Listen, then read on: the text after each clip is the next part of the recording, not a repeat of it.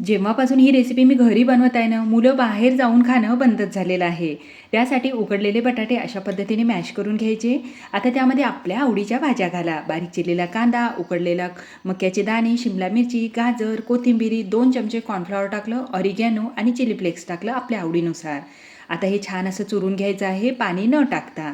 आता त्याची पारी बनवून घ्यायची. पारी बनवल्यानंतर खोलसर वाटी करायची आणि त्यामध्ये चीज भरायचं आहे. असेल तर भरा, नसेल तर असेच बॉल्स केले ना तरीही चालतील. पण चीज भरलं ना तर अजून छान लागेल. सगळे बॉल्स तयार झाल्यानंतर 1 चमचा मी कॉर्नफ्लॉवर घेतलं. आता वेळेवर मैदा नव्हता तर गव्हाचं पीठ वापरलं. चवीनुसार मीठ टाकलं आणि त्यामध्ये हे बॉल्स बुडवायचे आणि ब्रेडचा चुरा राहते की नाही तिच्यामध्ये असे हे घोळसायचे. हे पहा अशा पद्धतीने. सगळे बॉल्स तयार झाल्यानंतर तेलाला छान कडकडीत गरम होऊ द्या आणि तेलामध्ये सोडा आणि थोड्या वेळानंतर उलटपुलट करा आणि थोडेसे सोनेरी कलर येईपर्यंत तळून घ्यायचे. एकसुद्धा बॉल्स असा फुटला नाही.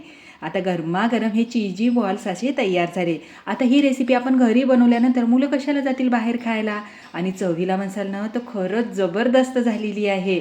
आहा, अप्रतिम. चीज असं भरपूर त्यामध्ये टाकलेलं आहे. खरंच एखाद्या वेळेस तरी ही रेसिपी बनवायला काही हरकत नाही. पण माझी बनवायची पद्धत तुम्हाला कशी वाटली कमेंट्स करा आणि कोणाकोणाला ही चीज बॉल